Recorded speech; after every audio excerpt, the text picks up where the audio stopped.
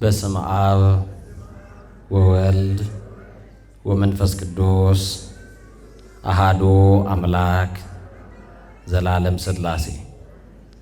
ምድርና ሰማይ ሳይዘረጋ አመልማላትም ሳይበቅሎ የየብስም ፊት ሳይታይ ከዓለማት በፊት ለብቻው ሲመሰገን ይኖረ ዓለምንም በግሩም ጥበቡ የፈጠረ ለኩነተ ሥጋ መጥቶ ከውድቀታችን ያነሳን ዕድሜ የጨመረልን መድኃኔ ዓለም ዘመን የቀጠለልን መድኃኔ ዓለም ነጭ ያለበሰን መድኃኔ ዓለም የሽበትን ክብር ዘውድ አድርጎ በራሳችን ላይ የደፋልን መድኃኔ ዓለም በማያኖሩ ሰዎች መካከል የሚያኖረን መድኃኔ ዓለም ወጥተን እስክንገባ ተኝተን እስክንነሳ የማይለየን መድኃኔ ዓለም በአደባባይ የነበረው ታሪካችንን በጓዳ የከተተልን መድኃኔ ዓለም ያየብንን ያላሳየብን የሰማብንንም ያላሰማብን መድኃኔ ዓለም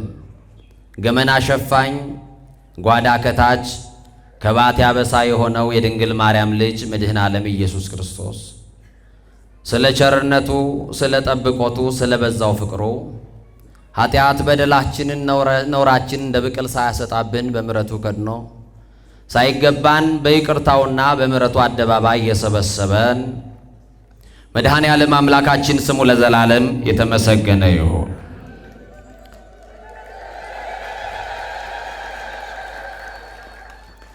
ክቡር አባታችን ሊቀ ማእምራን መምህር ታረቀኝ አገማሴ እዚህ ታላቅ ጥንታዊ ታሪካዊ ቤተ መቅደስ ዋና አስተዳዳሪ የዚህ መንጋ ጠባቂ የሁላችን አባት ክቡር መምህራችን ሊቀ ማእምራን የንታ መሰረት የካቴድራሉ ስብከተ ወንጌል ኃላፊ እጅግ የተወደደው ወንድማችን ዘማሪ ሙሐዘ ስብሐት ዳግማዊ ደርቤ ክቡራን የምትሆነው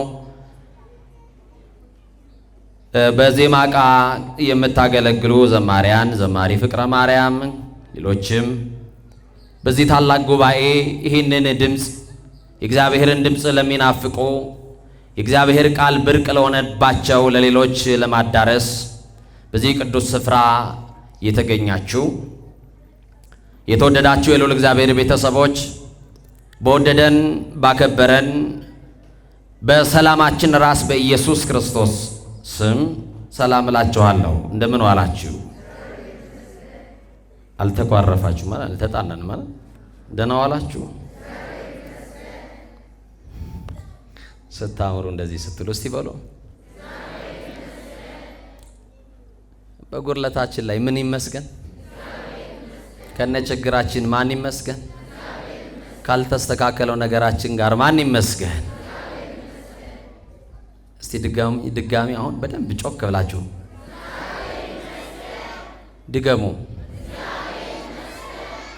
ድገሙ። እግዚአብሔር ጉድለታችሁን በሙላት ይለውጥላችሁ። እግዚአብሔር የጸሎታችሁን መልስ ይመልስላችሁ። እማ አምላክ ወላዲት አምላክ የአዲስ ኪዳን ኪሩብ ከሰማይ የረቀቀች ዳግሚት ሰማይ በቀደመ ልመናዋ ፍጥረት የምታስምር አዛኝ የጻድቃን ወዳጅ የኃጥአን አማላጅ እናታችን መመኪያችን አማላጃችን በረሃብ ዘመን በልተን የጠገብንባት መሶባችን ድንግል ማርያም በጥማት ዘመን ጠጥተን የረካንባት ጽዋችን ድንግል ማርያም ልብሳችንም ጉርሳችንም ድንግል ማርያም ዘመዳችን ወገናችን ድንግል ማርያም የምንመረጎዝባት በትረ ሃይማኖታችን ድንግል ማርያም ገነት መንግሥተ ሰማያት የገባንባት በራችን ድንግል ማርያም የሕይወት እንጀራ የቀረበባት አማናዊት መሶብ ድንግል ማርያም ከኃጢአት ስጥመት የዳንባት መርከባችን ድንግል ማርያም ከፍ ከፍ ያልንባት መታያችን ድንግል ማርያም በደቂቀ አዳም በልዑላኑ በትሑታኑ በሰማይ በምድር በገነት በመንግሥተ ሰማያት በዚህም ዓለም ውድስት የሆነች የኢየሱስ ክርስቶስ እናት ድንግል ማርያም መርገመ ሥጋ መርገመ ነፍስ የሌለባት በረከተ ሥጋ በረከተ ነፍስ እያማለደች የምታሰጥ ሥላሴ ክብር የክብር ክብር ያጎናጸፋት ከመንጸፈ ደይን ወደ ገነት ከሐሳር ወደ ክብር ከትሕትና ወደ ልዕልና ከሞት ወደ ሕይወት የተሸጋገርንባት ድልድያችን የክፉ ቀናችንም አምላክ እንባችንን አብሳልናለች። ክፉ ቀን አልፈንባታል። ለመድኃኔዓለም እናት ለድንግል ማርያም ክብር ይሁንላት። እረ ለድንግል ማርያም ክብር ይሁንላት። እረ ለአዛኝቷ ክብር ይሁንላት። አትወዷትም? የታላቁ ሰማዕት የቅዱስ ጊዮርጊስ ጸሎቱ ይጠብቀን። ሊቃውንት ለአእምሮ ዋዘኞች ለጆሮ እግዚአብሔር ደግሞ ለልብ ይናገራል። ሊቃውንት ለአእምሮ ከነገሩን ዋዘኞችም ለጆሮ ካወሩልን የልብ ወዳጃችን እግዚአብሔር ለልባችን የሚነግረን ይበልጣል። ከአለት በላይ የጠነከረው ልባችንን በፍቅሩ መዶሻ ሰብሮ የሚረባንን የሚጠቅመንን የሚያስተምረን እግዚአብሔር ማን ያውቃል የማንን ጥያቄ አሁን እንደሚመልስ? ማን ያውቃል? ማን ያውቃል? እግዚአብሔር የዘመናትን ጥያቄ በቅጽበት መመለስ ይችላል። ጥያቄያችሁን እሱ ይመልስላችሁ። የጥያቄያችሁ ሁሉ መልስ መድኃኔዓለም ነው። የጉድለታችን በሙላት የሚቀይረው መድኃኔዓለም ነው። የመረረን ኑሮ የሚያጣፍጠው ማን ነው? እስቲ መድኃኔዓለም በሉ። ጥሩት፣ ግድ የላችሁ መድኃኔዓለም በሉ። ቤታችሁ ይገባላችሁ። የትምህርታችን ርዕስ በሉቃስ ወንጌል ምዕራፍ 1 ቁጥር 13 ላይ ያለውን ኃይለ ቃል በማንሳት ጥቂት አብረን እንቆያለን። የምስጢር ባለቤት አምላካችን እግዚአብሔር እኔም ደካማው የምናገርበትን እናንተ ልጆቹ ቁጭ ብላችሁ የምትሰሙበትን እዝነ ልቦና እግዚአብሔር አምላካችን ያድለን። ጸሎትህ ተሰምቶልሃል። እስቲ ከኔ ጋር በሉ ይህንን ቃል ጸሎትህ በሉ። ጸሎትህ ተሰምቶልሃል። ሴቶች እንዳያኮርፉ ጸሎትሽ በሉ። በሏ ጸሎትሽ ተሰምቶልሻል። ደስ ይበላችሁ። ጸሎትን ሁሉ የሚሰማ የፍጥረትን ሁሉ ጩኸት የሚሰማ መድኃኔዓለም እንኳን ነግረነው ዝምታን ይሰማል። ክብር ለሱ ይሁን። እንኳን አውርተንለት። አዎ ብዙዎቻችን ለሰው ጆሮ ለማድረስ ነው የምናወራው። ነግረነው አይደለም። መተን ዝም ብንል እሱ ያውቃል የልባችንን። ያላወራነውን ያውቃል። እንኳንስ ያወራነውን ሐሳባችንን ያውቃል። ሳንነግረው ይረዳናል፣ ይገባዋል። የሚረዳንም የሚረዳንም መድኃኔዓለም ነው። ክብር ለስሙ ይሁን። እምቅድመ ሕሊና ኩሎ ያምር የተባለ እግዚአብሔር ከሐሳብ አስቀድሞ የሚያውቀው እግዚአብሔር አንቺ ሐሳብሽ ውስጥ ያለውን በሐሳብሽ የሚመላለሰውን እኔ ደካማው አላውቀውም፣ መድኃኔዓለም ግን ያውቀዋል። እንኳን ሐሳብሽን ከሐሳብሽ በፊት ያልታሰበውን ማን ያውቃል? እስቲ ዛሬ እግዚአብሔር ያውቃል በሉ። የኔን ነገር ማንም አያውቅም። ማን ያውቃል? ያለንበትን ጉዳይ ማንም አያውቅም። ማን ያውቃል? የለቅሶ ሸለቆ ውስጥ እንዳለን ሰው አያውቅም። ማን ያውቃል? ዛሬም በእንባ እንዳለን በእንባ እንደምንታጠብ ማን ያውቃል? በር ዘግተን እንደምናለቅስ ማን ያውቃል? እንደ ተቸገርን ማን ያውቃል? እንደ ተጎሳቆል ማን ያውቃል? እንደ ታመምን ማን ያውቃል? በሰው ናፍቆት እንደምንሰቃይ ማን ያውቃል? ብቸኛ እንደሆንን ማን ያውቃል? ከእጃችን ያለው እንደተበተነ ማን ያውቃል? ዛሬም በቤታችን ያለውን ጉድለት እሱ ያውቃል። ጉድለታችሁን እሱ ይሙላላችሁ። ያውቃል እግዚአብሔር። በጣም የሚገርማችሁ ጸሎትህ ተሰምቶልሃል። ደስ አይልም? አያሳርፍም ቃሉ? አሁን እግዚአብሔር ጋር መታችሁ ጸሎት አላችሁ። ለእግዚአብሔር ብቻ የምትነግሩት ከሰው የደበቃችሁትን ታማክሩታላችሁ። ሰው ጉድለት አይሞላማ እና ለእግዚአብሔር የምንነግረው አለ። ደግሞ እግዚአብሔር የጸሎታችንን መልስ ሊመልስ ወደኛ የሚልከው መልአክ አለ። እስቲ መልአክ አለ በሉ እስቲ። የሆነ መልአክ በሆነ ጊዜ ሊጎበኛችሁ እናንተ ቤት ይመጣል። አልቅሳችሁ አትቀሩም። ደግሞ የሚላከው መልአክ እንባ የሚያብስ መልአክ ነው። በቤታችሁ የጠፋውን ሳቅ ወደ ቤታችሁ የሚመልስ መልአክ ይመጣል። የምስራች የሚናገር መልአክ ይመጣል። ተነስ የሚል መልአክ የሚያነሳ መልአክ ይመጣል።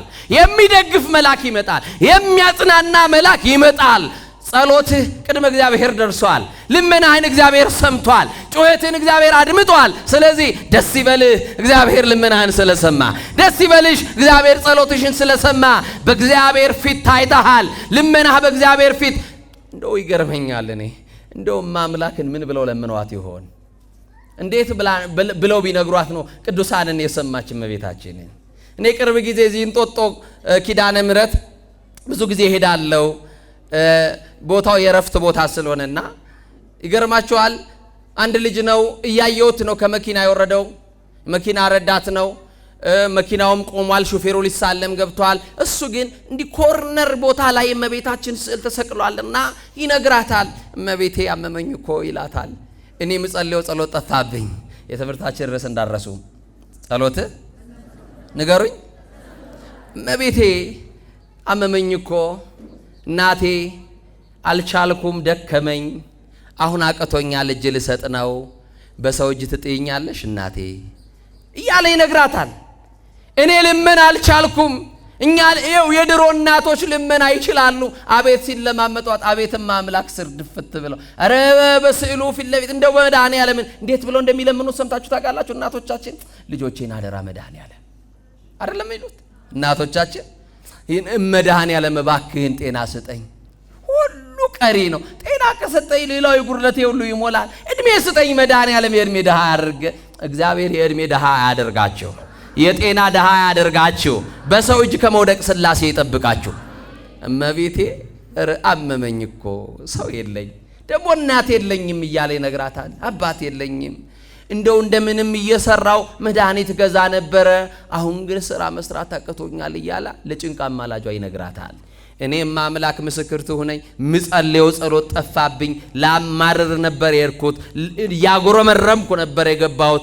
አቆምኩኝ፣ በቃ ጸሎቴን አቆምኩኝ። አሁን የካህን ድርሻ አንደኛው ምንድነው? እግዚአብሔር ጸሎታችሁን ይስማ አይደል? አባቶች ጸሎት ያሳርጋሉ አይደል? እኔ ቆምኩኝና ዛሬ እመቤቴ እዚህ የጠራሽኝ የዚህን ሰው ጸሎት ላሳርግለት ነው። ከዚህ ውጭ ሌላ ነገር የለኝም። አላጉረመርምም። የአምላክ እናት ክብር ላንቺውን ብዬ ልጁ ጸሎት እስኪጨርስ ጠበቅኩት እና መጣ። ያ ልጄ ወንድሜን አስቲ ያልኩት መጣ። መስቀል አሳለምኩት፣ ተሳለመ። እግዚአብሔር ጸሎትን ይስማ ብዬ ሄደ። ማን ያውቃል የኔን ኃጢአት ሳይመለከት እግዚአብሔር የልቡን መሻት ኪዳነ ምሕረት አስተካከላለትስ ቢሆን። እኔ ግን እንቅልፍ አልተኛውም። እመቤቴ በስልሽ ፊት ቆሞ ደዌ ጸንቶበት በጠና ታሞ ማሪኝ ይልሻል ልኖር በጤና ሁሉን የሚምር ልጅ አለሽና ማሪኝ ይልሻል ልኖር በጤና ፍጥረት የሚምር ልጅ አለሽና ደግፊኝ ልቆም እንዳልሰበር ከዓለም ገብቼ በዚያው እንዳልቀር የኃጢአት አሮር ያጠወለገኝ ጎስቋላው ልጅሽ ምልጃሽ ያቁመኝ። ምልጃዋ ያቁመን፣ ሁላችን ምልጃዋ ያቁመን፣ ጸሎቷ ይደግፈን። ይህንን ቃል ጸሎት ተሰምቶልሃል ያለው አብሳሪው መልአክ እጅግ የምንወደው መልአክ ፈጥኖ የሚደርስልን መልአክ ቅዱስ ገብርኤል ነው። በእግዚአብሔር ፊት የሚቆም መልአክ ነው ቅዱስ ገብርኤል። ታውቃላችሁ ገብርኤል ማለት ራሱ እግዚእ ወገብር የጌታ አገልጋይ ማለት ነው። የማን አገልጋይ? ሰራዊተ መላእክት በመድኃኔዓለም ፊት ቆመው ያገለግሉታል፣ ይሰግዱለታል፣ እንደ ሻሽ ይነጠፉለታል፣ ያገለግሉታል መድኃኔዓለምን። ስለዚህ ገብርኤል ማለት ራሱ የጌታ አገልጋይ ማለት ነው። የማን አገልጋይ? እኛ የማን አገልጋዮች ነን? የማን አገልጋዮች ናቸው? የሰው እስቲ የጌታ አገልጋይ በሉ። እና ታውቃላችሁ ፍጥረታት መፈጠር በጀመሩበት በዕለተ እሁድ እግዚአብሔር ፈጥሯቸው ከተሰወረ በኋላ መኑ ፈጠረን፣ ማን ነው የፈጠረን የሚል ጥያቄ ጠይቀዋል። አምላካችን አልተገለጠም፣ ማን ነው አስገኛችን ባሉ ሰዓት ዲያብሎስ በትዕቢት ነው የፈጠርኳችሁ ባለ ሰዓት ምንድን ነበር ቅዱስ ገብርኤል ያለው? ንቁም በበህላዊነ እስከንረክቦ ለአምላክና አለ። አምላካችን እግዚአብሔር የፈጠረን አምላክ ተገልጦ በዓይናችን እስከምናየው ድረስ አለ በያለንበት እንቁም አለ። ገብርኤል የሚያቆም መልአክ ነው። ያቆማችሁ በያለንበት እንጽና አለ። ገብርኤል የሚያጽና መልአክ ነው። በሃይማኖት ያጽናል። እና ቅዱስ ገብርኤል በረዳትነቱ የታወቀ መልአክ ነው። በተለይም ደግሞ በብሉይ ኪዳን አላውያን ነገስታት ክርስቶስን ካዱ በሚሉ ዘመን እነዛ ሶስቱ ወጣቶች አናንያ፣ አዛርያና ማን ንገሩኛ? ሚሳኤል ሶስቱ ወጣቶች እምነታቸው በተፈተነ ሰዓት እግዚአብሔርን ካዱት ተብሎ በተነገራቸው ሰዓት የሚነድ እሳት ተቀምጦ በሞት መካከል በፊት ተወራርደው እግዚአብሔርን ክደንማ አንሞትም፣ በእሳቱ ገብተን ብንቃጠል ይሻለናል፣ ምርጫችን ነው፣ እግዚአብሔርን ክደን ታዲያ ሌላ አምላክ የለ ምንድነው ያሉት? ሃሎ አምላክን ውስተ ሰማይ ዘኪያሁ ናመልክ ንሕነ፣ በሰማይ ጌታ አለን አሉ። እስቲ ጌታ አለን በሉ። በሰማይ አምላክ አለን በሉ። የምናመልከው በሰማይና በምድር የሞላ አምላክ ነው። ስለዚህ ለሱን ሰግዳለን። ድንገት እንኳን የምናመልከው አምላክ ከዚህ እሳት እቶን ባያድነን እንኳን አለው። እስቲ ባያድነን እንኳን ምን ማለት መሰላችሁ? ሰማዕት ሆነን እንድንሞት ፈቃዱ እንኳን ቢሆን ማንን አምነን? እስቲ እግዚአብሔርን አምነን በሉ። የጎደለ ነገር አለ? እምነት በእግዚአብሔር አምናችሁ ጽኑ። ከነ ጉርለታችሁ ለአምልኮ ነው የመጣ ነው እና እነዚህ ሶስቱ ሕፃናት እግዚአብሔርን በማመን ጸንተው ወደ እቶን እሳት በተጣሉ ሰዓት እሳቱን ያቀዘቀዘላቸው ገብርኤል ነው። ዛሬም በሀገራችን የጦርነቱን እሳት፣ ያለመግባባቱን እሳት፣ የልዩነቱን እሳት እግዚአብሔር አምላክ ታላቁን መልአክ ቅዱስ ገብርኤል ልኮ ያጥፋል እና መጋቢ ሐዲስ ነው ቅዱስ ገብርኤል። መልአከ ሰላሞሙ፣ መልአከ ኪዳኖሙ፣ መልአከ አድኅኖ ይባላል። መልአከ ኃይል፣ መልአከ ፍስሐ ይባላል። የሚያስደስት መልአክ ነው። የሰላም መልአክ፣ የኪዳን መልአክ ቅዱስ ገብርኤል ነው። አዳኝ መልአክ፣ ኃያል መልአክ፣ የደስታ መልአክ፣ ከእሳት የጥበብ ቅዱስ ገብርኤል ነው። ይሄንን ቃል ከጌታ ታዞ ወደ ዘካርያስ እንደሄደ ቅዱስ መጽሐፍ ይነግረናል። ገብርኤል በሉ እስቲ ከኔ ጋር የሚያጸና የሚያጽናና እንባንም የሚያብስ መልአክ ነው። እግዚአብሔር ልክ ልመናችሁን የሰማ ሰዓት፣ እግዚአብሔር የመጀመሪያ ጸሎታችሁን ያደመጠ ሰዓት ወደ እናንተ የሚልከው የሚያጽናናውንም የሚያጸናውን መልአክ ቅዱስ ገብርኤልን ይልካል። ቅዱስ ገብርኤልን ይላክልኝ። እንዲህ ነው የሚለው በይሁዳ ንጉሥ በሄሮድስ ዘመን ከአብያ ክፍል የሆነ ዘካርያስ የሚባል አንድ ካህን ነበረ። ሚስቱም ከአሮን ወገን ማን የምትባል ኤልሳቤጥ የተባለች አንዲት ሴት ነበረችው። ኤልሳቤጥም ልጅ አልወለደችም ይላል። ኤልሳቤጥ ምን አልወለደችም? ንገሩኛ። ልጅ አልወለደችም፣ መካን ነበረች እና በጣም የሚገርመው በእድሜያቸው አርጅተው ነበር። እርሱም ዘካርያስ በክፍሉ ተራ በእግዚአብሔር ፊት ሲያገለግል እንደ ካህናት ሥርዓት ወደ ጌታ መቅደስ ገብቶ ለማጠን ዕጣ ደረሰው ይለናል። ዘካርያስ ዕጣ ደርሶት ወደ ቤተ መቅደስ ገባ። ዘካርያስ ቤተ መቅደስ ውስጥ የገባው የእስራኤልንና የዓለምን ጸሎት ለማሳረግ ነው ወደ መቅደስ የገባው። የዛን ቀን ግን የእርሱ ምኞት የሚሞላ የምስራች ሊሰማ ነበር የገባው። የሰማችሁኝ ነው? ከነጉርለቱ ያመሰግናል ዘካርያስ። እግዚአብሔር ያላስተካከለለት ነገር አለ፣ እግዚአብሔር ያልሰጠው ነገር አለ፣ ግን አልሰጠውም። ባይሰጠኝም ጠብቀዋለሁ ብሎ እግዚአብሔርን ብቻ በማመን ጸንቶ በዛ ዘመን አለመውለድ ያስረግም ነበረ።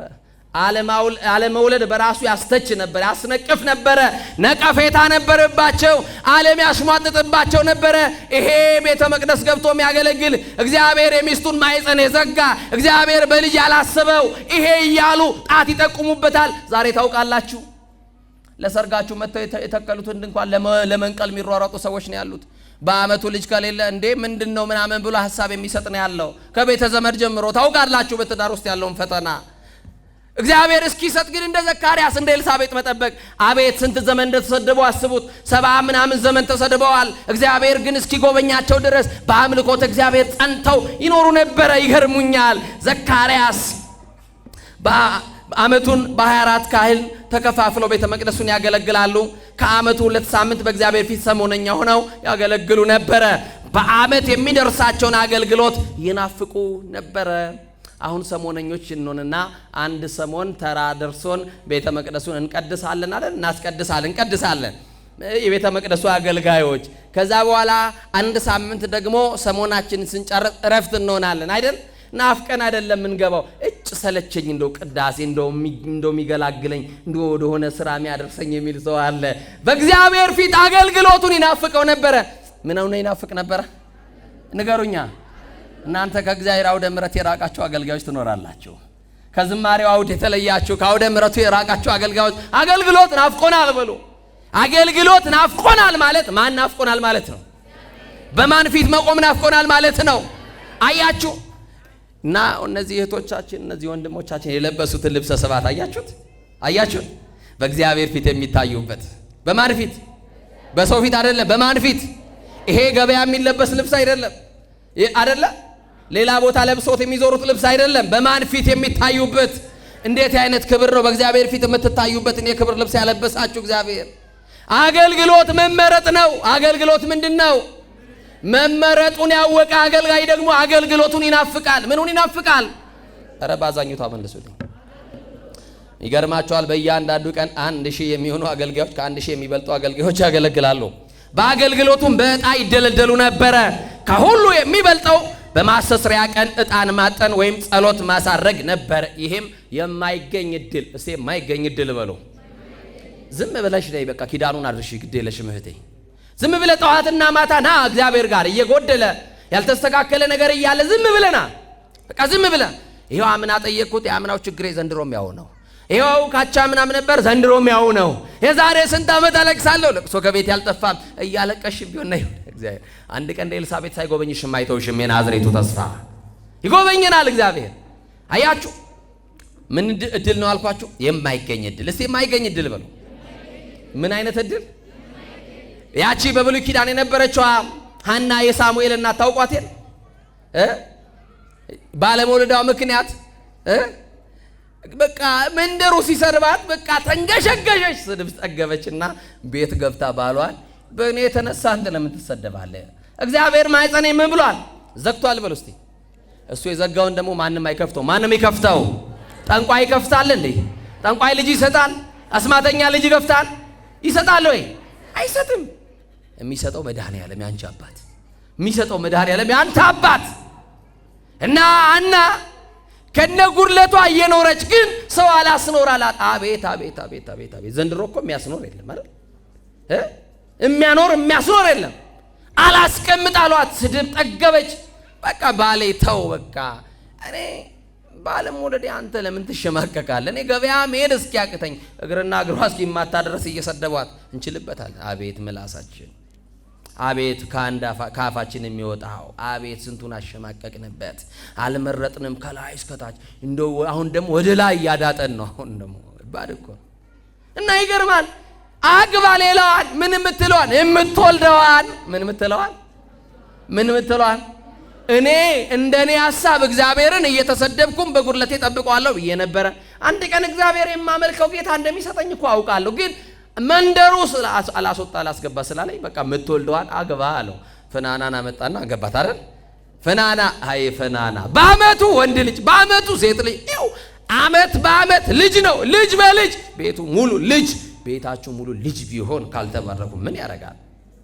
እናቱን የማያስጠራ አባቱ ማይመርቀው ማይባርከው አባቱ እጁን ጭኖ ቡራኬ ማያሳድር እንኳን ወለድኩ ብሎ ማይመርቀው ልጅ ምን ያደርጋል?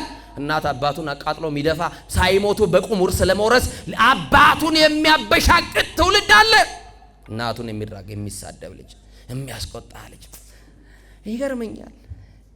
ቤቱ ልጅ በልጅ እንደው እየታቀፈች ይገርማቸዋል። ፍናና ታስቆጣት ነበር ነው የሚለው መጽሐፉ። ምን ብትላት ነበር ታውቃላችሁ? አንመንቺም ሕፃናት ከረሜላ ገዝታችሁላቸው ቤት ውስጥ አይደለም የሚበሉት፣ ውጪ ላይ ነው፣ ለሌላው ለማስቀናት ማለት ነው። ታውቃላችሁ? የሆነ ነገር ከተገዛላቸው ወዲያውኑ በር ከፍተው ነው የሚወጡት፣ ውጪ ላይ ጓደኛቸውን ነው የሚያሳዩት። አየ ይላል። ልክ ፍናና ልክ እንደ ሕፃን እንደዚህ ነው የምታረጋት። አያ አንቺ እግዚአብሔር ማይጸንሽ ዘግቷል፣ እኔ እንደመጣው በአመቱ ምን አልኩ ወለድኩ ትላለች። እኔ በልጅ ተባረኩ ትላለች። ባራኪው ማን ነው? ባራኪው ማን ነው? እና አና በዚህ መንደሩ በዚህ ደግሞ ሌላ የሚያስቆጣ የሚሳደብ ደግሞ ወደ ቤት ገባ።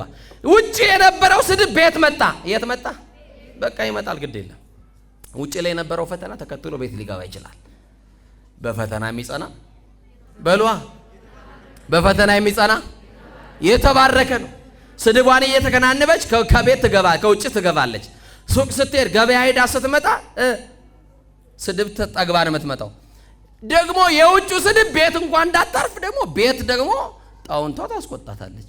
አይፈናና አንቺ ልጄ እንዳትንቂ ትላታለች። ሁላ እንዳታቅፊ ልጆቼን ትላለች። የልጅ አምሮቷ ለምን ለመወጣት ፍናና ሐና የፍናና ልጆች ታቅፍና ሹሩሩ ትላለች።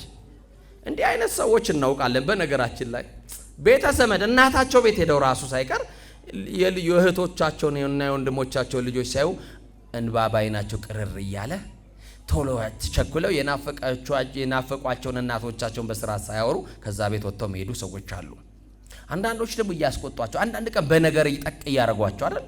እንደ መርፌ የሚዋጉ ሰዎች በነገር ካፋቸው እንዲህ አይነት ሰው አለ። ይገርማል። እና አንድ ቀን ዘካርያስ ዕጣ ደርሶት ወደ ቤተ መቅደስ እንደገባ በዓመት አንድ ቀን ለእግዚአብሔር መስዋዕት የሚሰውበት ምስጋና የሚያቀርቡበት ቀን ደረሰና ለእያንዳንዱ እድል ፈንታ ሰጥቷል። ሐናን ይወዳት ስለነበረ ለሐና እጥፍ አድርጎ ከፍናና የበለጠ እድል ፈንታ ሰጥቷታል። እሱ አላስደሰታትም። ገንዘብ እኮ የልጅን ጥያቄ አይመልስም፣ ይመልሳል። በቃ ደስታዋ በዛ አይደለም። እግዚአብሔር መሰደቤን አርቆልኝ ትላለች። መሰደባችሁን ያርቅላችሁ እግዚአብሔር። መሰደቤን ብቻ አርቆልኝ። ሐና የምታመልከው አምላክ እግዚአብሔር የደረቀውን አለመለመላት፣ የተዘጋውን ከፈተላት። ብቻ ይበሉኝ ገንዘብ ምን ያረጋል? ሀብት ምን ያረጋል? በዚህ አይደለም የኔ ደስታ ትላለች። ደስታችሁ ክርስቶስ ነው። እና ይገርማል። ወጣች ወደ ቤተ መቅደስ። ምን ይልታረግ? ጸሎት ልትጸልይ። የትምህርታችን ርዕስ ምንድን ነው? አቤት ምን ተሰምቶልሃል? ሐና በእግዚአብሔር ፊት ወደ ሰማይ አንጋጠጠች። በቃ ጸሎት ልመና ካላችሁ ወደ ሰማይ አንጋጡና እንባችሁን እያፈሰሳችሁ ዘይጸልይ ለርሱ ለራሱ የሚጸልይ ለማን ነው? ለጓደኛው ለባልንጀራው የማይጸልይ ኃጢአት ይሆንበታል ይላል። ይሄ አንቀጸ ንስሐው እየሰማችሁ ነው። ለራሱ የሚጸልይ ባልንጀራው ተቸግሮ ባልንጀራው በህመም እያለ ለባልንጀራው በእግዚአብሔር ፊት ሲቆም የማይጸልይ። በነገራችን ላይ ዘካርያስ የራሱን ሳይሆን የህዝቡን ጸሎት ይዞ ነው ወክሎ ነው የገባው። ምን ብሎ ነው የገባው? ወክሎ ነው። ህዝቡ ደግሞ ዘካርያስን በደጅ በጸሎት ይጠብቁት ነበር። ዘካርያስ ጸሎት ጸልዮ ዕጣን አጥኖ መስዋዕተ ኦሪት ሰውቶ እስኪመለስ በደጅ ይጠብቁታል። ወክሎላቸው የገባል ጸሎት ላይ ያደርግላቸው። ይኸው ካህኑ በቅዳሴው አላያችሁም? እናንተን ጸሎት ይዞ አይደለ? በጣም የሚገርም መስዋዕቱን እየዞረ እግዚአብሔር አምላክነ በከማን አልከ ጥቅማ ለኢያሪኮ በእደ ኢያሱ ገብርከ ወልደ ነዌ ከማሁ አንል ጥቅማ ኃጢአቴ ወኃጢአተ ኩሉ ህዝብከ አይደለም ይለው። እንዲህ ያለ እናንተን ወክሎ የህዝብህን ኃጢአት ግን ባፍርስላቸው፣ የኔንም የባሪያ ያገልጋይን የኃጢአቴን ግን ባፍርስልኝ። በደጅ ቆመው የሚያስቀድሱትን በቤተ መቅደስ ገብተው የሚለምኑትን የልጆችን የኃጢአታቸውን ግን ባፍርስላቸው። እናንተን ወክሎ ካህኑ ይገባል። ካህኑ በእግዚአብሔር ፊት ይቆምልኛል፣ ይቆምላቸዋል። እግዚአብሔር ይቆምላቸው እና ይገርማል። ዘካርያስ ህዝቡን ወክሎ ገባ። ሐና ግን በእግዚአብሔር ፊት ስለ ማጣቷ ማልቀስ ጀመረች። ምን ብላ ምን አለች? ስለምን? በነገራችን ላይ በጣም ሆድ እንዲብሳት የሆነችበት ነገር ግዕዛን ይሆን። እነዚህ ርግቦች ታውቃላችሁ አይደል? ርግቦች ልጆቻቸውን በክንፏ ይዛ ከልጆቿ ጋር ስትጫወት አየችና እንዲህ አለች፣ ምን ነው እግዚአብሔር ለነዚህ ለግዕዛን እንኳን ልጅ የሰጠ ለኔ ለባሪያ ለምን ከለከልከኝ አለችው። ኧረ እባክህ እግዚአብሔር የሐና የፍናናን ስድብ ጠገብኩ። መንደር ሁሉ ይሰድበኛል፣ ይነቅፈኛል። እግዚአብሔር ማኅፀኗን ዘጋ፣ አንቺ በቅሎ ይሉኛል። እባክህ መሰደቤን አርቅልኝ ብላ በእግዚአብሔር ፊት የዛን ቀን ጮኸች። ደግሞ እንባ የተቀላቀለበት ጸሎት ነበረ። ታነባላችሁ እኮ ዛሬ በቤታችሁ፣ ታነባላችሁ እኮ ዛሬ በትዳራችሁ። እማያነባ እማያለቅስ ማን አለ? በጤና ጉዳይ ታለቅሳለ፣ በሰላም ጉዳይ ታለቅሳለ አይደለ? ለቅሶ አለ። በእግዚአብሔር ፊት አልቅሱ። ኑና በእግዚአብሔር ፊት። ሐና መታ በቤቷ አይደለም ያለቀሰችው፣ ቤት መታ አለቀሰች። በእግዚአብሔር ፊት በሉኛ። በእግዚአብሔር ፊት አንዲት ዘለላ እንባ አልቅሱ፣ አንዲት ዘለላ እንባ አፍስሱ። በእግዚአብሔር ፊት መጣችና አለቀሰች። ከዛ በኋላ ካህኑ ከቤተ መቅደስ ካህኑ ኤሊ ወጣና ከናፍሮቿን እያንቀሳቀሰች ወደ ሰማይ ብቻ አንጋጣ እያየች የምትናገረው ለካህኑ አይሰማም። እሷ ከማን ጋር ብቻ የተነጋገረች ነው? ከእግዚአብሔር ጋር ብቻ ንግግር የጀመራችሁ የዛን ቀን የሚጎበኝ መልአክ እግዚአብሔር ይልክላችኋል። ይኸው ለሐና የተላከላት መልአክ ሳይሆን ካህን ነው። እስቲ ካህን ነው በሉ። ካህኑ ወጣና የመጀመሪያው ሳያውቀው ሳይገባው ሳይረዳ እንዲህ አላት፣ የወይን ጠጅ ጠጥተሽ ነው አላት። እኛ እኮ ማጽናናትን በደንብ አልቻልንበትም ዘንድሮ ታውቃላችሁ አይደል? እንደው በጣም አሁን እዚህ ውስጥ ሆድ የባሰው ሰው ይበዛል ታውቃላችሁ። በጣም ወዴ ባሰው እንደው ሳትነኩት ገና ላይ ያለቅሳል። በጣም ብዙ ጥያቄ አለው። በጣም ብዙ ልመና ብዙ ጸሎት ይዞ ነው የመጣው። ብሶተኞች ናቸው እኮ አውቃለሁ። ይኸው ማርያምን ስለ ሰላም ጉዳይ፣ ስለ ሀገር ጉዳይ፣ ስለ ወገን ጉዳይ፣ ስላለው ስለ መውጣት ስለ መግባት ስለምን አይደለ ብሶተኛ ሆነናል። በቃ ለቅሶ ትንሽ ነገር ነው የምንፈልገው ለማልቀስ። ሐና እያለቀሰች ደግሞ የሚያብስ ሳይሆን ደግሞ የሚያስለቅሰው ነባት። አያ የወይን ጠጅ ጠጥተሽ ነው ስካርሽ አይተውሽም ሲላት ምን አለች? አቤት የሐናን ትሕትና ለእናንተ ያድላችሁ። ሐና በትሕትና ምን አለች? አባቴ አለችው የወይን ጠጅም የሚያሰክር መጠጥ አልጠጣሁም፣ ማጣት ነው የሚያስለቅሰኝ አለች። እውነት ነው ያስለቅሳል አይደል? ማጣት አያስለቅሰም? ማጣት ነው የሚያስለቅሰኝ። እግዚአብሔር ጸሎትሽን ይስማ አለና ታረገላት። እሷም በደስታ ወደ ቤቷ ሄደች። ሐናን እግዚአብሔር ጎበኛት። ጸሎቷን በካህኑ እጅ ካህኑ አሳርጎላት ሄደች ወደ ቤት። ቤት ስትገባ ደስታ ቆያት። ሐና ጸነሰች፣ ሳሙኤልን ወለደች። በነገራችን ላይ የሳሙኤል የራሱ የስሙ ትርጉም እግዚአብሔርን በሉ እስቲ እንደው ባዛኝቷ በሉ ለምኘው ሰጥቶኛል። ማንን ለምናችሁ? እሱን ለምናችሁ ታፍራላችሁ? አንድዬን ለምናችሁ ታጣላችሁ? እግዚአብሔርን ለምኘው ምን ብሎኛል?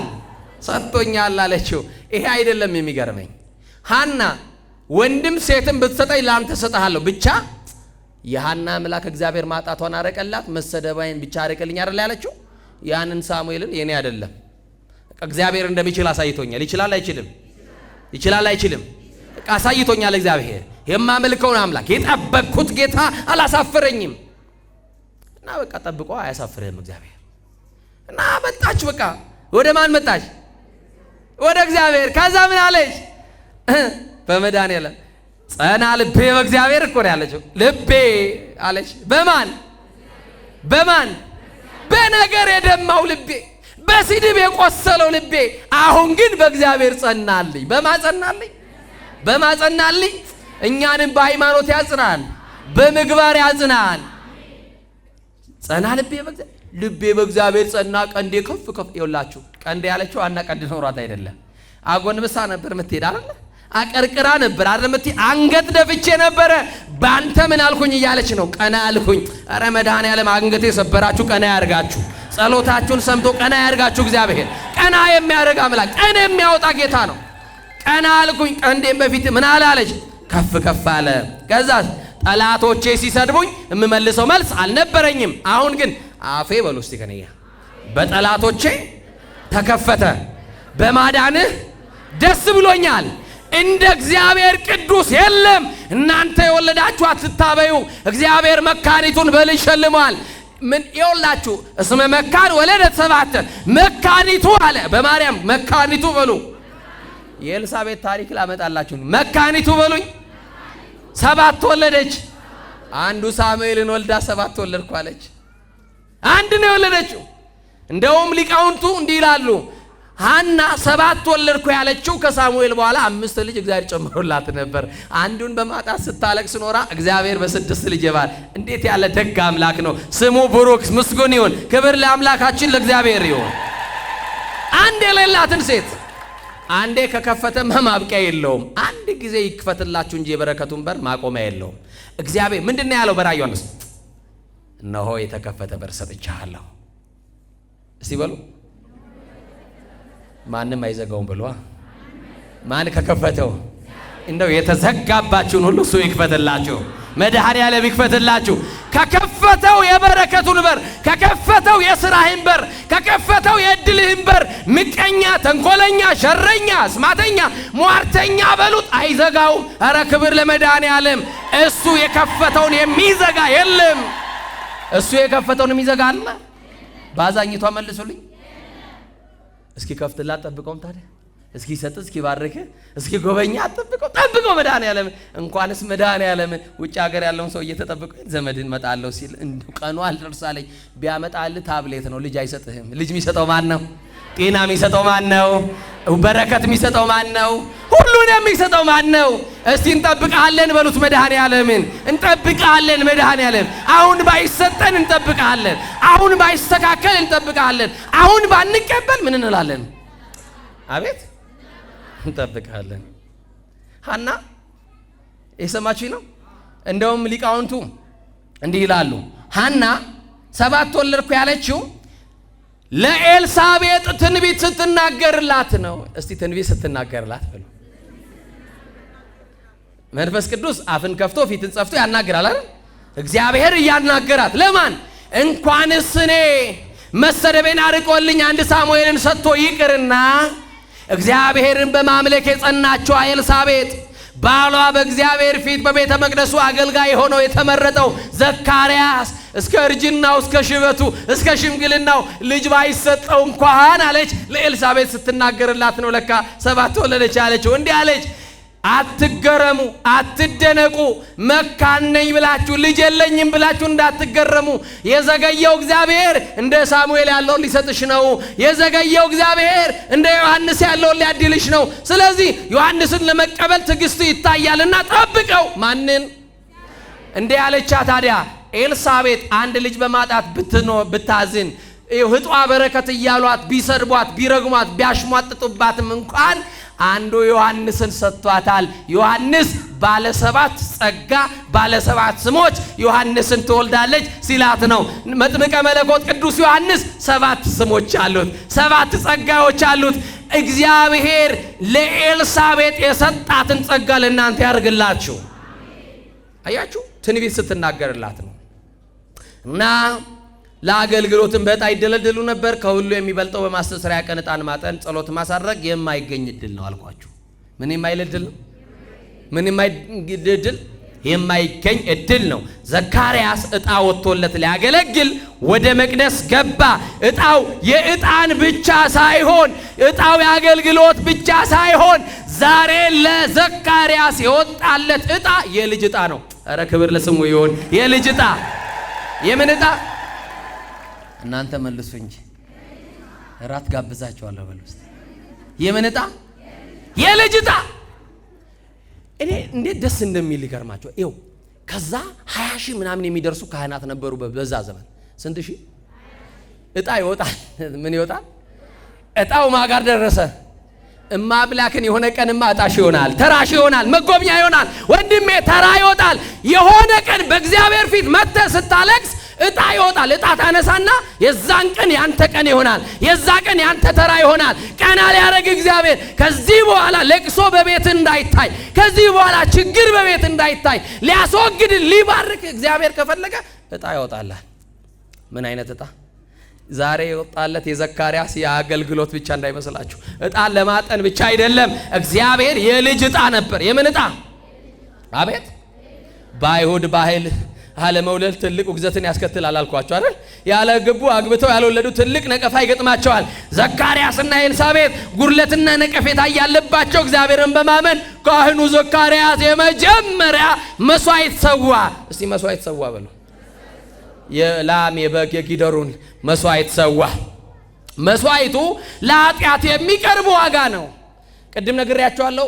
እነዛን ህዝብ ወክሎ ነው የገባው። እየሰማችሁ ነው። ያ ደግሞ ሳውቃላችሁ ስጋው ሲጤስ ሲሸት ለአፍንጫ የሚከረፋ ጥሩ ያልሆነ መዓዛ አለው። የመስዋዕቱ ሽታ ጣዕም የለውም። የተቃጠለ የስጋ ሽታ ስለሆነ ኃጢአትም አስከፊና ከህይወት መዓዛ የሚለይ መጥፎ ሽታ። እስቲ መጥፎ ሽታ በሉ። በመካከላችን በአካባቢያችን መጥፎ ሽታ አለ። ይሄን ስላችሁ በዲሽ ምናምን አካባቢ ያለ እንዳይመስላችሁ። ሰማችሁ አይደል? መጥፎ ምን አልኳችሁ? ሽታ። አንዳንድ ቀን መጥፎ ሽታ በነገራችን ላይ ራሳችንንም አካባቢያችንን እንድንጠላ ያደርገናል። ዘካርያስ ያ ጥሩ ያልሆነ መጥፎ ሽታ ያለውን የሚቃጠለውን ስጋ ከጨሰ በኋላ ዕጣን ያጥናል። ምን ይላል አልኳችሁ? ዕጣን መዓዛ አለው አይደል? ቤተ መቅደስ ገብታችሁ ስታስቀድሱ ልብሳችሁ ዕጣን ዕጣን እያለ ከቤተ መቅደስ ሲወጣ መዓዛችሁን እግዚአብሔር ለይውጦት ቀይሮት የኃጢአት ክርፋት ሽታውን አስወግዶ ያስወጣናል አይደል? እና ይገርማችኋል። እስቲ ኃጢአት በሉ ከኔ ጋር እቺን ቃል ያዙልኝና እንድትገቡ ፈልግ። ኃጢአት በሉ ስሜታዊ ደስታ ይሰጣል፣ ወይም ጊዜያዊ ደስታ ይሰጣል። እውነተኛ ሐዘን ግን ያሳጣል።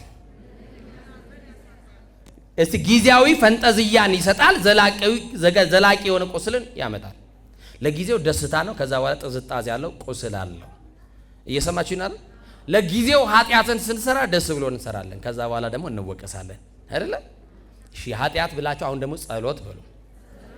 ለእግዚአብሔር የሚቀርብ ጥሩ ጣፋጭ ሽታ ነው።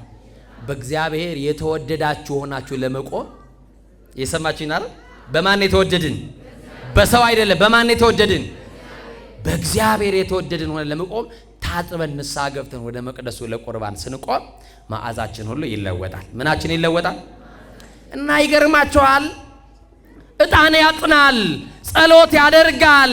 ዕጣ ወጥቶለት ነው የሚያጥነው። ምን ወጥቶለት? ምን ወጥቶለት? አገልጋይና ጸሎተኛ ከሆነን ዕጣ ወጥቶልን ነው ማለት ነው።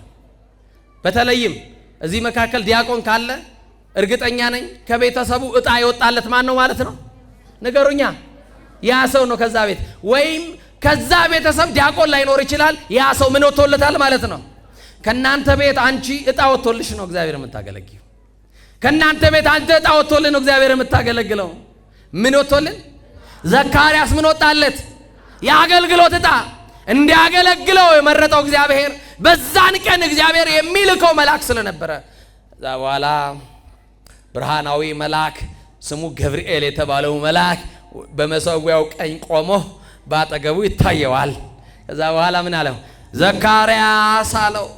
በስማችን እግዚአብሔር ይጠራናል። አያችሁ፣ ስማችሁ የተረሳ በአግባቡ ስሟችሁን እንኳን የረሷችሁ ሰዎች የሉ? አብሯችሁ ተምሮ አብሯቸው አድገው ጥሩ ፖዚሽን ላይ ስላሉ ብቻ ማን ነበርክ የት ነበር ማቅህ ምናምን እያሉ መንገድ ላይ እንደው እንትን ብለው የሚያልፉ ሰዎች አሉ አይደል? እግዚአብሔር ወደ ጸሎታችን ሲመለከት በስማችን ሊጠራን ገብርኤል ይላካል። ገብርኤል ሲመጣም በስምሽ ነው የሚጠራች። ዘካርያስ አለው። ማን አለው? ዘካርያስ አለው። ጸሎት ተሰምቶልሃል። ምን ተሰምቶልሃል? ምን ተሰምቶልሃል?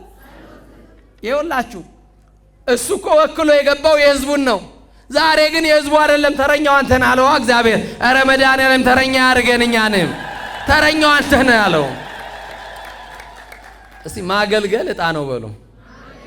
ማገልገል እድል ነው በሉ። ማገልገል ምንድን ነው? የግል ጸሎት ባይመለስም የጌታ መሆን በቂ ነው አይደል? የግል ጸሎት አለ ባይመለስም የሱ ብቻ ሆነን መምጣት በቂ ነው። መጎብኘት አለ። ይገርማል። ዘካርያስ አይሰጥህም አልተባለም። እግዚአብሔር ጠብቅን የተባለው ወንድም ያንተም ጠብቅሽ። እግዚአብሔር አይሰጥህም አልተባለም። እግዚአብሔር አያደርግም አልተባለ። ያደርጋል። ምን በዩ እንድንጠብቀው እግዚአብሔር ትዕግስቱን ያድለን። እንድንጠብቀው እሱን እንዳንክድ አስማተኛ ቤት እንዳንሄድ ማን ያግዘን? ጸሎት ተሰምቶልሃል ዘካርያስ። ሚስት ኤልሳቤጥ ምን ትላለች? አቤት ሚስት ዘካርያስ ሚስት ኤልሳቤጥ ትወልዳለች። እሱም ደግሞ የወይን ጠጅ የሚያሰክር መጠጥ አይጠጣም። ገና በእናቱ ማኅፀን ሳለ መንፈስ ቅዱስ ምን ይልለታል? ይሞላለታል። እናንተ ቤት ደስታ የለም። በምን? ልጅ ባለመውለድ ምክንያት። ኤልሳቤጥ እናንተ ለብቻችሁ ተቆራምታችሁ ለመኑ ዘዘገብነ አልብነ ውሉድ ይላል። አይ ለማን የሰበሰብነው ልጅ የለንም ትላላችሁ። አሁን ግን ዮሐንስ የእናንተ ቤት ደስታ ብቻ ሳይሆን አለ እንደው በማርያም የዮሐንስ በሉ የነ ዘካርያስ ብቻ ደስታ አይደለም። ንገሩኛ፣ የማን ደስታ ብቻ አይደለም? ምን ብሎ ነገረው? ወብዙኃን ይትፌስሑ በልደቱ፣ በመወለዱ ብዙዎች ደስ ይላቸዋል። በዮሐንስ መወለድ ብዙዎች ምን ይላቸዋል? ለምን? ያንን የህይወት መስመር የሚያቀናልን መንገድ ጠራጊ ነዋ ቅዱስ ዮሐንስ። እንደው መንገዳችን ይጥረግልን፣ በጸሎቱ መንገዳችን ይጥረግልን። እንደው የንስሐውን ጎዳና ይምራን መጥምቀ መለኮት፣ ጸሎቱ ይደግፈን። በመወለዱ ብዙዎች ምን ይላቸዋል? ዮሐንስ ስሙን ዮሐንስ ትለዋል። ደስታና ተድላ ይሆንልሃል አለው። እግዚአብሔር ሲጎበኝ እንደዚህ ነው። ከዛሬ በኋላ እስካሁን ድረስ ዕጣ ወጥቶልሃል። ብዙ ጊዜም ወደ ቤተ መቅደስ ገብተህ አገልግልሃል። የዛሬው ዕጣ ግን ተድላና ደስታ ባንተ ቤት ነው። የዛሬው ዕጣ ግን የልጅ ነው።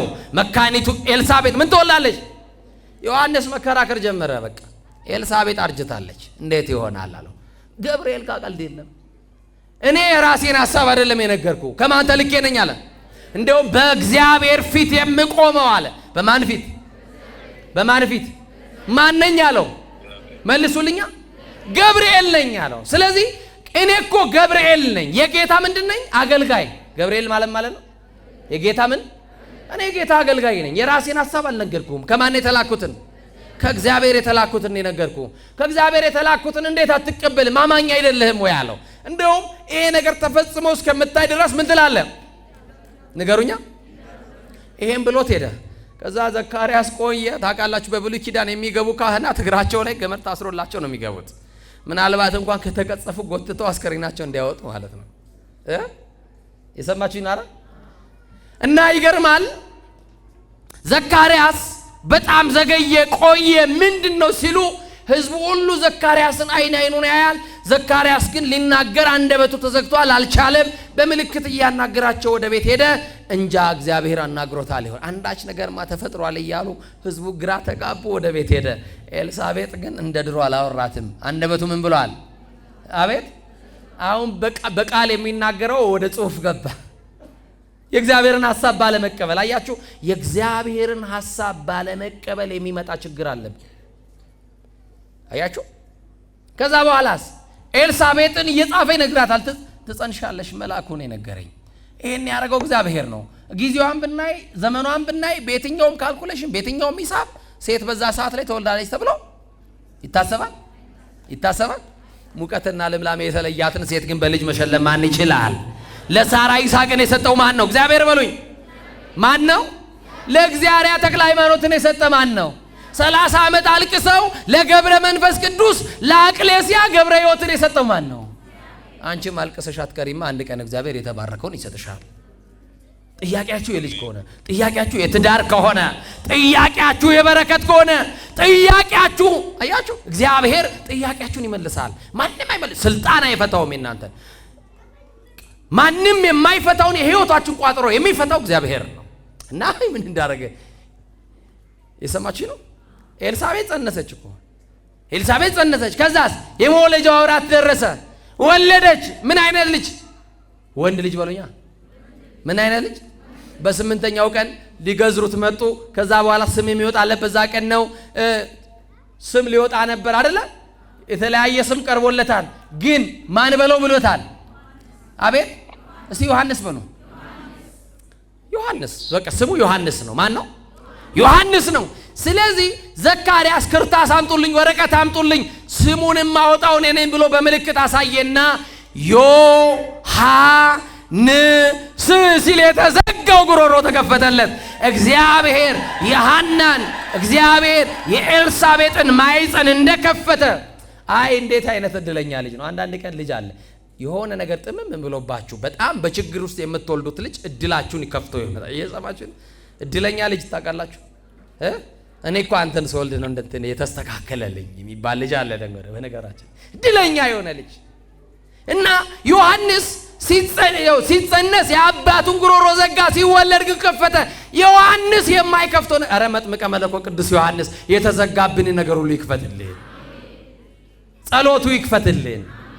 አያችሁ ጸሎት ምን ብሎላ ንገሩኛ።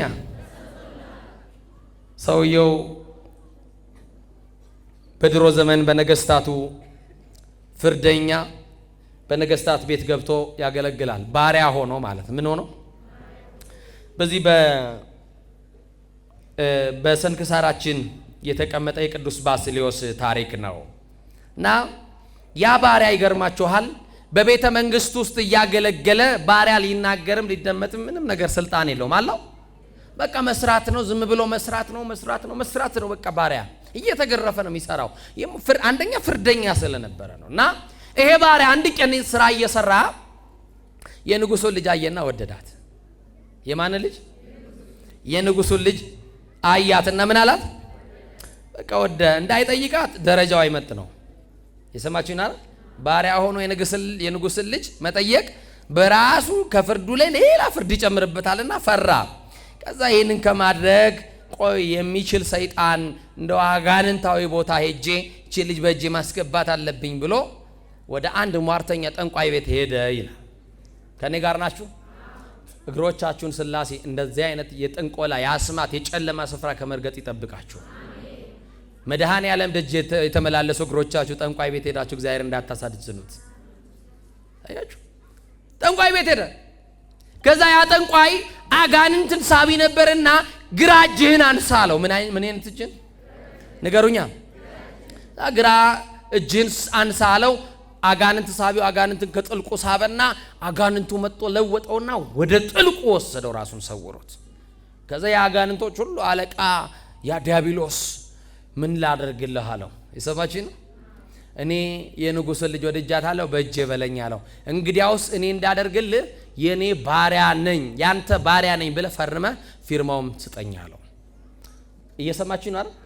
አስማተኛ ቤት ጠንቋይ ቤት መሄድ የማን ባሪያ ነኝ ማለት ነው? ንገሩኛ። አሁን የማን ባሪያዎች ነን? እንደው የሥላሴ በሉኝ። አሁን የማን ባሪያዎች ነን?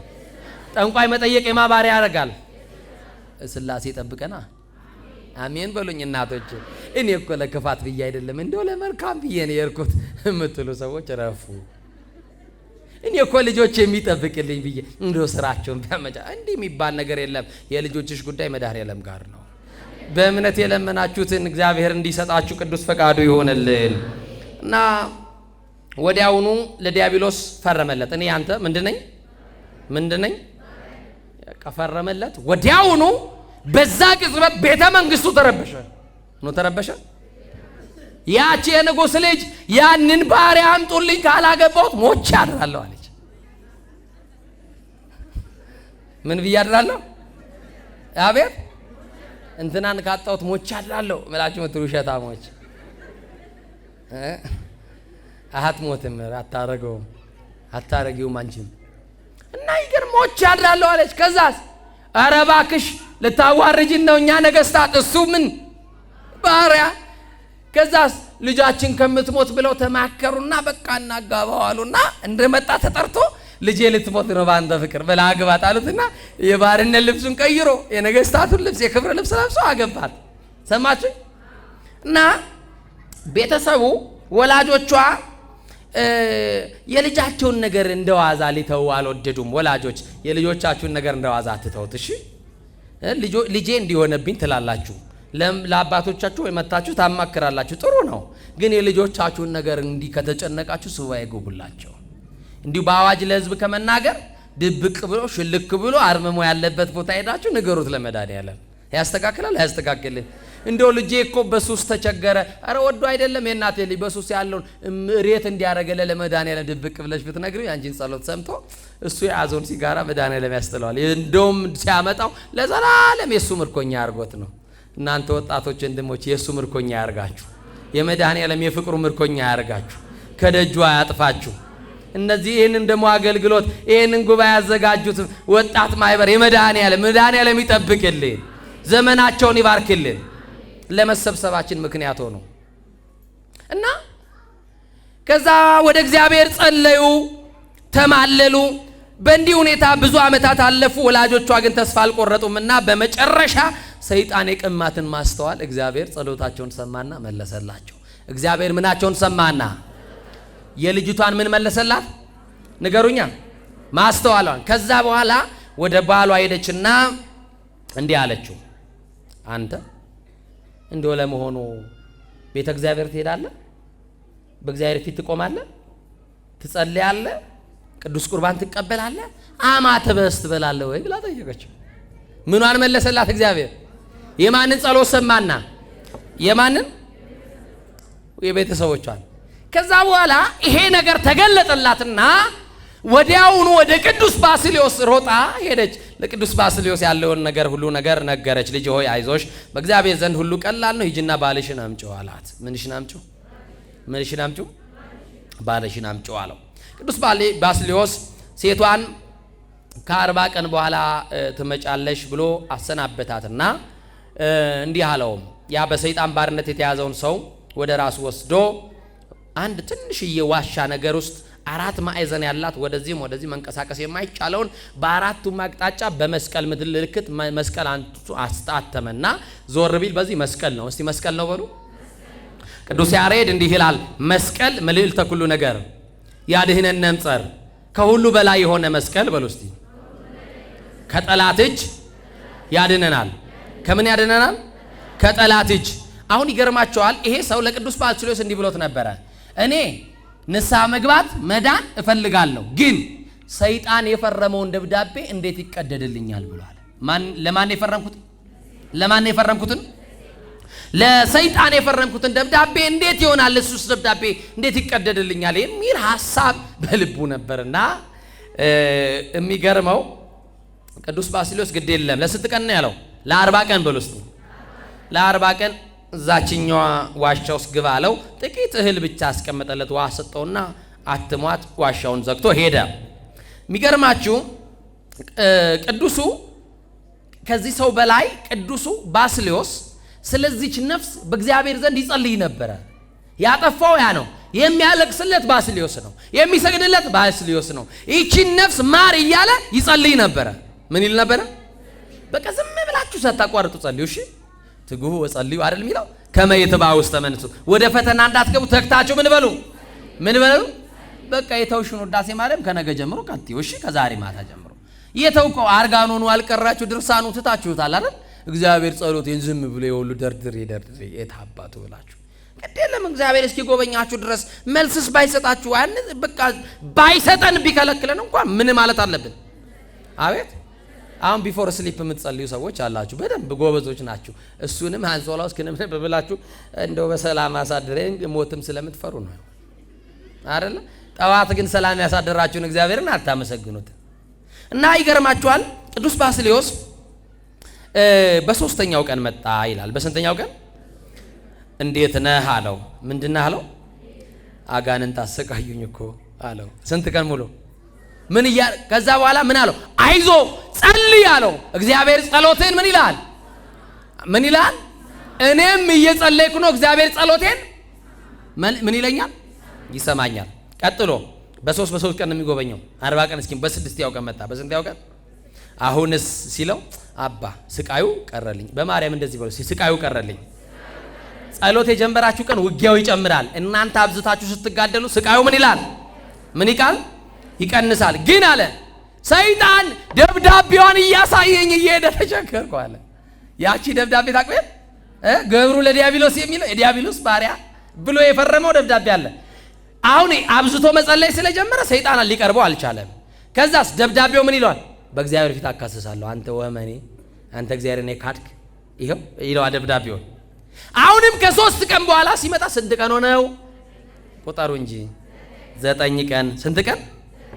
አሁንስ አለው አባቴ ምስጋና ለመድኃኔዓለም ከአካባቢ እየራቁ አያለሁ አለ።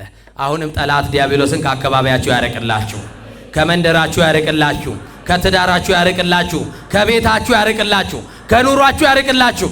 እንዲህ በሶስት ቀናት እየተመላለሰ ለ13 ጊዜ ጠየቀው። 39ኛው ቀን ደረሰ። ስንተኛው ቀን? 40 ሊሞላው ስንት ቀን? የምትጎበኙት በዋዜማው ነው። የሚመጣ መልአክ አለ። ነገማ የድል ቀን ነው። ነገማ የምስራች ነው። ነገማ ቆማችሁ በወደ ምሕረት የምትመሰክሩበት ቀን ነው። 39ኛው ቀን የሱባኤው ማብቂያ ቀን መድኃኔዓለም መልአክ ይልካል። ምን ይልካል? ምን የሚል መሰለ? ጸሎትሽ ባስልዮስ በ40ኛው ቀን ደወል ደውሎ መነኮሳት ምእመናንን ሰብስቦ አንድ ታላቅ ነገር ሊያደርግ ነው። ግን ምን አለው? ዛሬስ ምን አየህ አለው። በ39ኛው ቀን ምን አለው? አቤት አባቴ አጋንንት ከእግር በታች ስትረግጣቸው አየሁ። በአባቶቻችን ጸሎት አጋንንትን ከእግራችን በታች ይርገጥልን። በጻድቁ በአቡነ እስትንፋሰ ክርስቶስ ጸሎት አጋንንትን ይርገጥልን። በተክልዬ ጸሎት አጋንንትን ይርገጥልን። በዮሐንስ ጸሎት ይርገጥልን። እሪሲ በቃ እኔን ያሰቃዩኝን እኔን ያንበረከ ደብዳቤ ሳይቀር የሚያሳየኝ ከእግር በታች ምን እያለለት ነበረ? ንገሩኛ። አባቶቻችሁን ጸልዩልን በሏቸው። ምን በሉልን?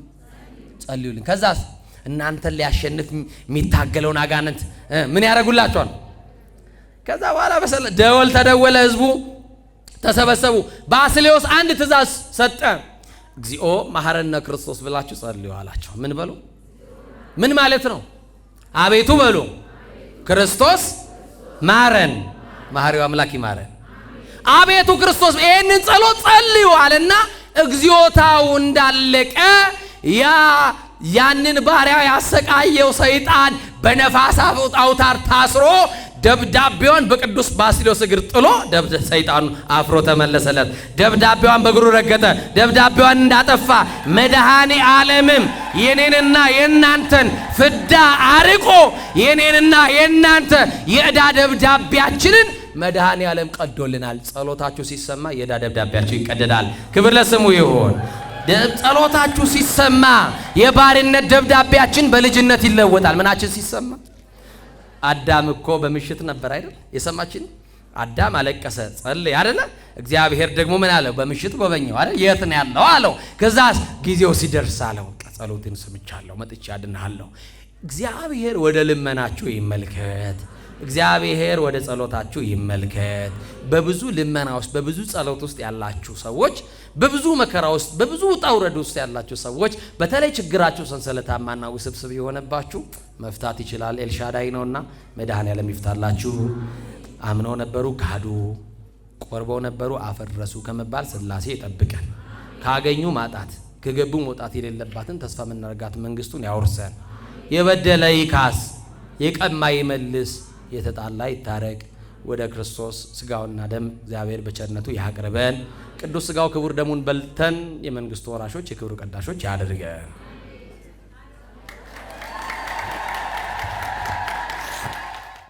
አመለኪ ማርያም